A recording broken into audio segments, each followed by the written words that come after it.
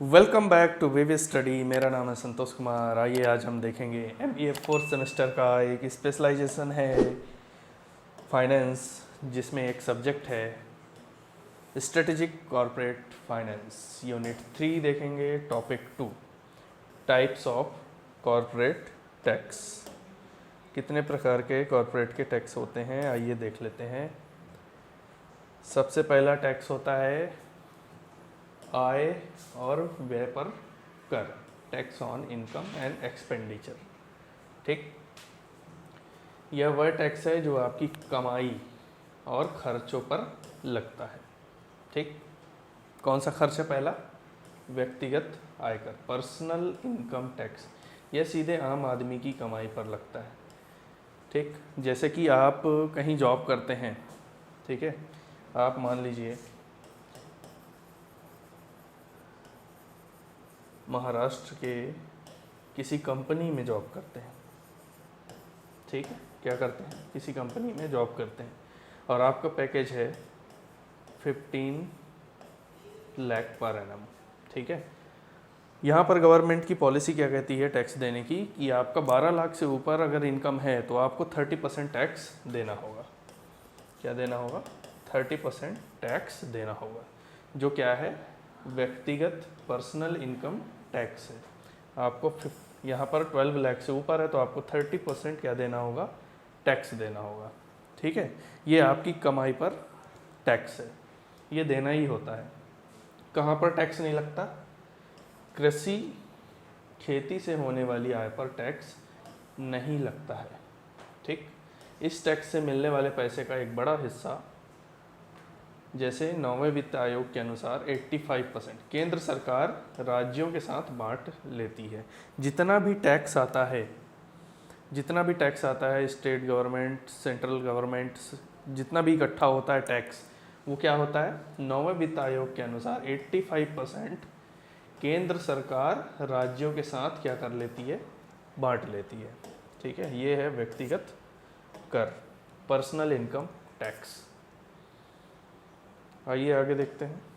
निगम कर, corporation tax. यह tax बड़ी कंपनियों, भारतीय और विदेशी दोनों के मुनाफे पर लगता है। इस टैक्स का पूरा पैसा सिर्फ केंद्र सरकार के पास जाता है। राज्यों को इनमें से कुछ भी नहीं मिलता, नील बटे सन्नाटा, कुछ भी नहीं मिलता। ठीक, जैसे कि टाटा कंपनी है, टाटा और रिलायंस कंपनी। ठीक है, इनके मतलब सिर्फ एक कंपनी की बात करें, सिर्फ एक कंपनी की बात करें हम, ठीक है, इनके मान लो एक साल का जो प्रॉफिट है वो 100 करोड़ है। ठीक है, चाहे इसका हो या इसका हो, तो इनको क्या देना होता है? कॉरपोरेशन टैक्स देना होता है। और ये पूरा कौन वसूलता है? सेंट्रल गवर्नमेंट वसूलता है। इसको स्टेट गवर्नमेंट को कुछ भी नहीं मिलता, कंपनीज के टैक्स से कुछ भी नहीं मिलता स्टेट गवर्नमेंट को। ठीक है, और एक है व्यय कर, एक्सपेंडिचर टैक्स। यह खर्च करने पर लगता है, लेकिन यह फिलहाल भारत में लागू नहीं है। भारत में क्या लागू है? आप कुछ भी खर्च करते हैं तो GST। क्या लागू है? GST। पहले बहुत तरह के टैक्स होते थे, तो वो ये टैक्स को क्या कर दिया है? हटा दिया गया है। ओनली एक ही टैक्स को ला दिया गया है, GST को। ठीक है, अभी आगे देखेंगे। GST में भी बहुत सी चीज़ें हैं। संपत्ति और पूंजीगत समव्यवहारों पर कर, tax on property capital transactions. यह टैक्स जमीन, जायदाद और संपत्ति पर लगता है। पहले state duty, wealth tax, gift tax लगते थे, अब लेकिन इनको क्या कर दिया गया है? हटा दिया गया है। अब इनमें मुख्य रूप से ज़मीन का आगम, लैंड रेवेन्यू, स्टैम्प ड्यूटी और रजिस्ट्रेशन फीस बचे हुए हैं। मान लीजिए आप एक घर बनाना चाहते हैं। क्या बनाना चाहते हैं? घर बनाना चाहते हैं। ठीक है, तो इसकी क्या लगेगी?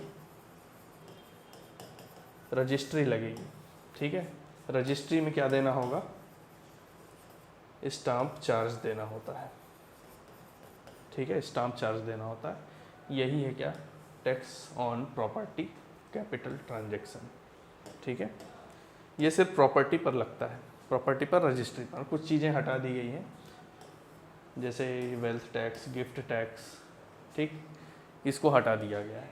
ओके, आगे चलें।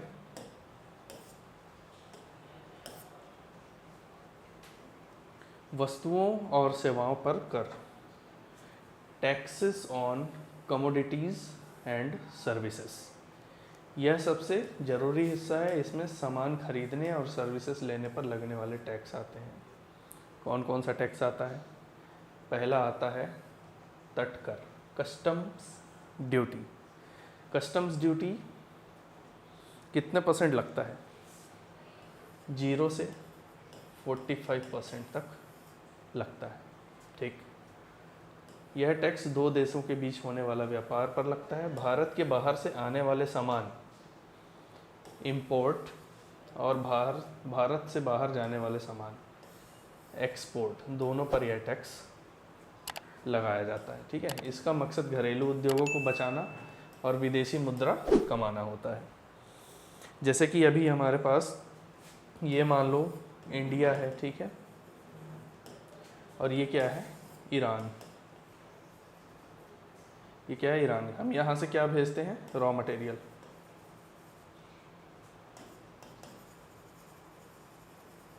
तो रॉ मटेरियल, कच्चा तेल।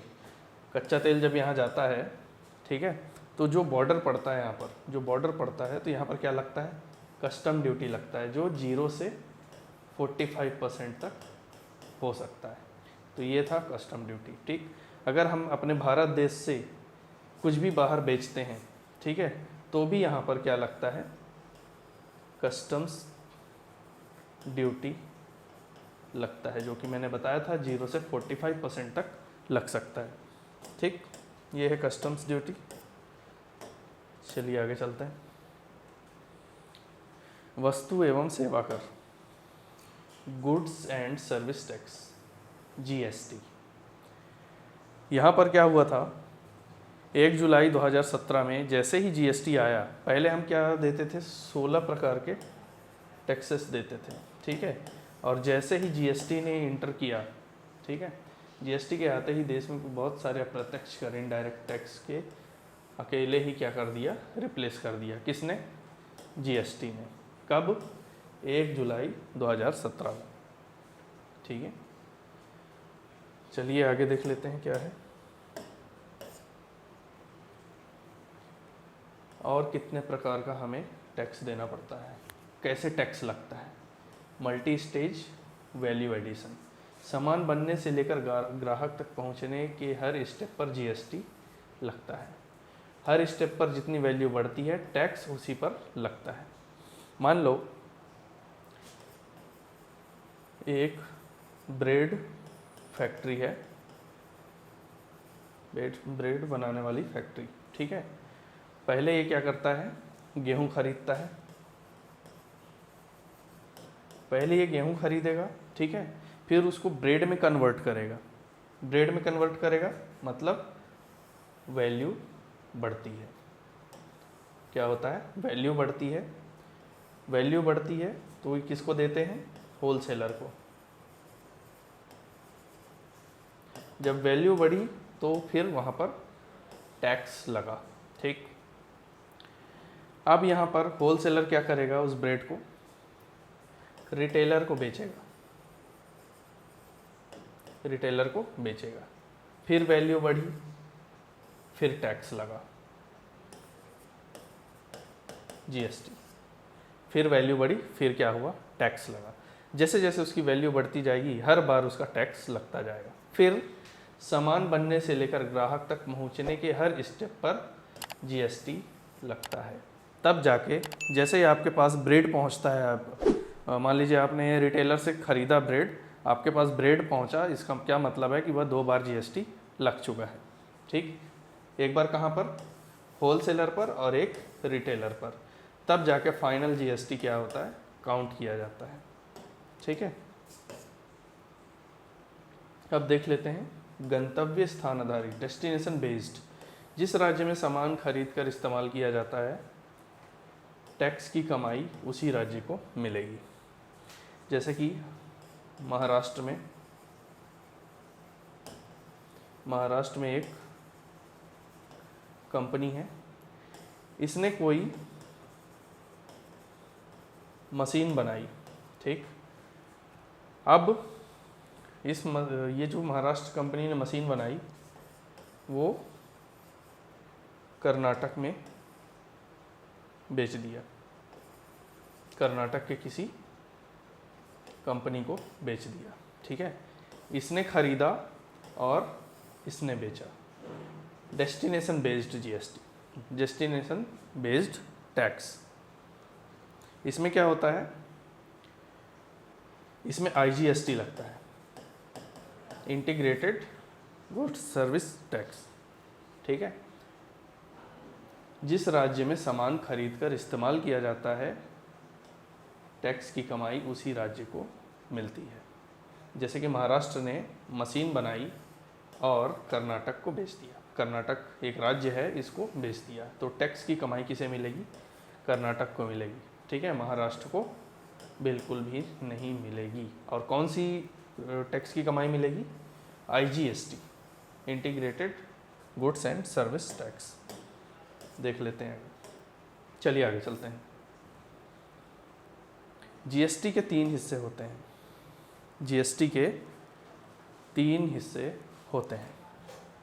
पहला CGST, central GST, SGST, IGST.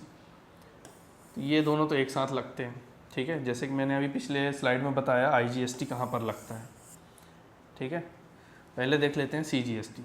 अगर राज्य के अंदर ही सामान बिका तो केंद्र सरकार अपना हिस्सा इस रूप में लेती है। किस रूप में लेती है, सीजीएसटी के रूप में लेती है। एसजीएसटी, राज्य के अंदर सेल होने पर राज्य सरकार अपना हिस्सा इस रूप में लेती है। किस रूप में, SGST, state goods and service tax. CGST, central goods and service tax, ठीक है।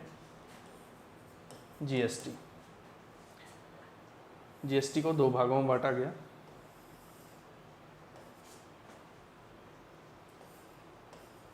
सीजीएसटी, एसजीएसटी 9%, यहाँ पर 18% जीएसटी लगता है। मान लीजिए आपने कोई सामान एमपी में बनाया और एमपी में ही किसी को बेच दिया, ठीक है, तो उस पर जीएसटी कितना लगेगा, 18% लगेगा। और गवर्नमेंट इसको आधा आधा बांट लेती है। सेंट्रल गवर्नमेंट 9% ले लेता है और स्टेट गवर्नमेंट 9% ले लेता है, ठीक है। और आईजीएसटी पूरा 18% लेता है, ठीक है। जब एक राज्य से दूसरे राज्य में सामान बेचा जाता है तब केंद्र सरकार आईजीएसटी वसूलती है। केंद्र सरकार क्या वसूलती है, आईजीएसटी वसूलती है। कितने परसेंट, 18%। और वसूलने के बाद डिसाइड करती है कि उस राज्य को आईजीएसटी में से कुछ हिस्सा देना चाहिए या नहीं देना चाहिए। ये किस पर डिपेंड करता है, ये डिपेंड करता है केंद्र सरकार पर, ठीक है। ये सेंट्रल गवर्नमेंट पर डिपेंड करता है कि उस दूसरे राज्य को देना है कि नहीं देना है। चलिए, जीएसटी के फायदे। जीएसटी के क्या फ़ायदे हैं, टैक्स पर टैक्स लगने वाला सिस्टम खत्म हो गया, जिससे चीज़ों की लागत कम होती गई। जैसे कि पहले जीएसटी लागू नहीं हुआ था तो हम क्या करते थे, 16 प्रकार का इनडायरेक्ट टैक्स देते थे, ठीक है। जैसे ही जीएसटी लागू हुआ तो क्या हो गया, उसको रिप्लेस कर दिया, ठीक है। सब कुछ ऑनलाइन होने से प्रक्रियाएं तेज और आसान हो गई। पहले ऑनलाइन सिस्टम इतना तेज़ी से चलता नहीं था, ठीक है। अब तो क्या है, आप कुछ भी खरीदोगे तुरंत सिस्टम पर लोड हो जाता है, सीजीएसटी इतने परसेंट, एसजीएसटी इतने परसेंट, आईजीएसटी इतने परसेंट। तो ऑनलाइन होने की वजह से कई चीज़ें बहुत आसान हो गई। ये जीएसटी का बेनिफिट है, ठीक है। आगे चलते हैं। भारतीय कर प्रणाली के प्रमुख लक्षण और कमियां। Silent feature of Indian tax system. प्रत्यक्ष और अप्रत्यक्ष कर, असंतुलित प्रणाली। हमारे देश की सबसे बड़ी समस्या यह है कि हम अप्रत्यक्ष करों जैसे जीएसटी पर बहुत ज़्यादा निर्भर करते हैं। कुल आगम का 90% का ज़्यादा हिस्सा सिर्फ अप्रत्यक्ष कर से आता है, जबकि यूके, कनाडा और अमेरिका जैसे अन्य देशों में यह निर्भरता बहुत कम 10 से 45% तक है। प्रत्यक्ष कर सिर्फ 1% लोग ही देते हैं। इसका क्या मतलब है? इसका मतलब ये है असंतुलित प्रणाली। जैसे कि मान लो ये रिच व्यक्ति है और ये क्या है? पुअर। ठीक है, मान लो इसने वही सोप खरीदा, वही साबुन खरीदा और इस व्यक्ति ने भी वही साबुन खरीदा, लेकिन इनको टैक्स बराबर ही देना पड़ता है। इनको टैक्स क्या देना पड़ता है? बराबर देना पड़ता है। ठीक है, इसको तो कोई फ़र्क नहीं पड़ेगा, लेकिन इसको ज़रूर फ़र्क पड़ेगा कि चाहे अमीर हो या गरीब हो, लेकिन टैक्स आप लोगों को उतना ही देना पड़ेगा। इसके लिए भी बराबर, इसके लिए भी बराबर। तो ये क्या है? असंतुलित प्रणाली है। मतलब सिस्टम इसका बैलेंस नहीं रहता, इम्बैलेंस सिस्टम हो जाता है। ओके, चलिए आगे चलते हैं। समन्वय की कमी, लेक ऑफ कोऑर्डिनेशन। राज्यों के विकास में बहुत काम करने होते हैं, पर उनके पास संसाधन कम होते हैं, इसलिए उन्हें अपने परियोजनाओं के लिए केंद्र की सहायता पर निर्भर रहना पड़ता है, जिसकी वजह से केंद्र और राज्यों के बीच हमेशा तनाव बना रहता है। जैसे कि हम बात कर लेते हैं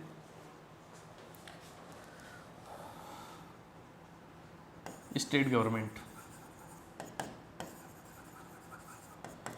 गवर्नमेंट को क्या क्या सप्लाई करना पड़ता है? वाटर सप्लाई करना पड़ता है, ठीक, और हॉस्पिटल्स भी चलाने होते हैं, ठीक है, और क्या करना होता है? रोड बनाना होता है, ठीक, और क्या करना होता है?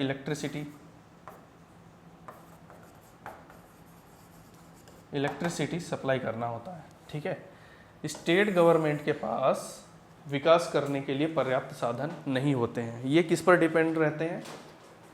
स्टेट गवर्नमेंट किस पर डिपेंड है? सेंट्रल गवर्नमेंट पर। सेंट्रल गवर्नमेंट पर राज्यों को विकास के लिए बहुत काम करने होते हैं, पर उनके पास संसाधन कम होते हैं। सेंट्रल गवर्नमेंट इनको फंड तो देती है। मान लो इन्हें 80% फंड की ज़रूरत है, तो जो सेंट्रल गवर्नमेंट है स्टेट गवर्नमेंट को कितने परसेंट देती है? मान लो 40% फंड दे देती है।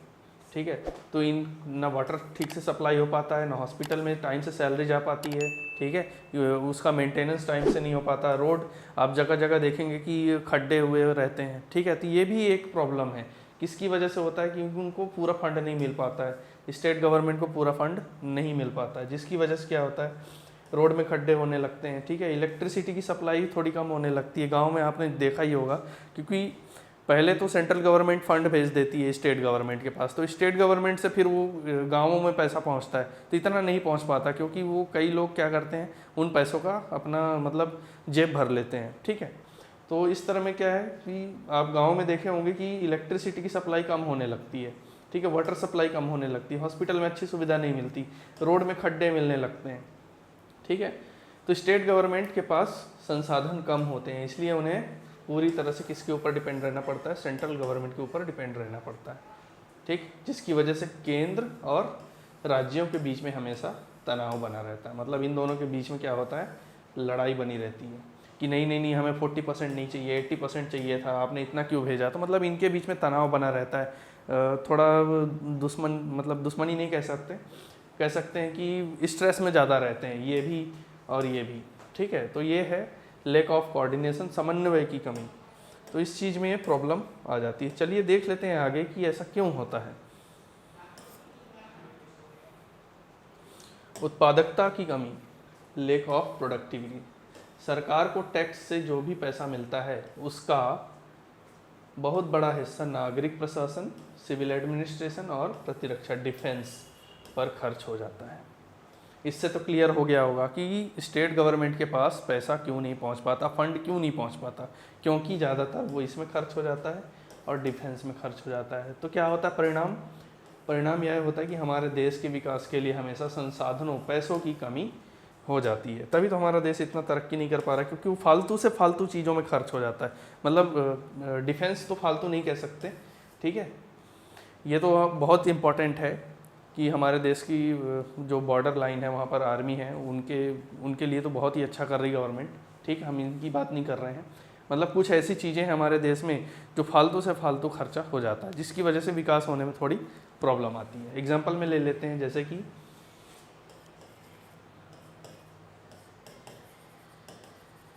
एक फैमिली में कितने लोग रहते हैं? 6 मेंबर हैं, 6 मेंबर हैं, ठीक है। और कमाने वाला ओनली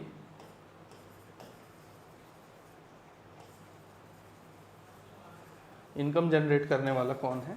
फैमिली में सिर्फ एक ही व्यक्ति है, मैन, ठीक है। और इसकी सैलरी कितनी है? 50,000 है, ठीक है, 50,000 पर मंथ है। अब बात ये आती है कि 50,000 में 40,000 रुपये उनके रहन सहन, खाने पीने, दुनिया भर की चीज़ों में खर्च हो जाता है। अब बचता कितना है? 10,000 रुपये, ठीक है। 40,000 रुपये क्या हो जाता है? खर्च हो जाता है। बचता कितना है? 10,000। अब इनको, जैसे कि इनको नई गाड़ी लेनी है या फिर नया कमरा बनवाना है, तो उस 10,000 में इनका काम नहीं चल पाता है। सेम हाल हमारे देश का ही है कि हमारे पास जितना भी फंड आता है वो इसमें और इसमें खर्च हो जाता है, और जो बचता है वो स्टेट गवर्नमेंट को मिलता है। तो इनके बीच में क्या रहता है? आपस में तनाव बना रहता है, और जब तनाव बना रहता है तो क्या है? हमारे देश का विकास रुकने लगता है। क्या परिणाम होता है? परिणाम यह होता है कि हमारे देश का विकास हमेशा संसाधनों की कमी और पैसों की कमी रहती है, जिसकी वजह से देश तरक्की नहीं कर पाता है। मतलब कि कमाई जितनी होती है, जितना हम टैक्स भरते हैं, उसका मतलब 90% क्या हो जाता है? खर्चा हो जाता है, जिसकी वजह से क्या होता है? विकास करने में बहुत ही ज़्यादा तकलीफ हो जाती है, ठीक है। तो ये हो जाता है लैक ऑफ प्रोडक्टिविटी।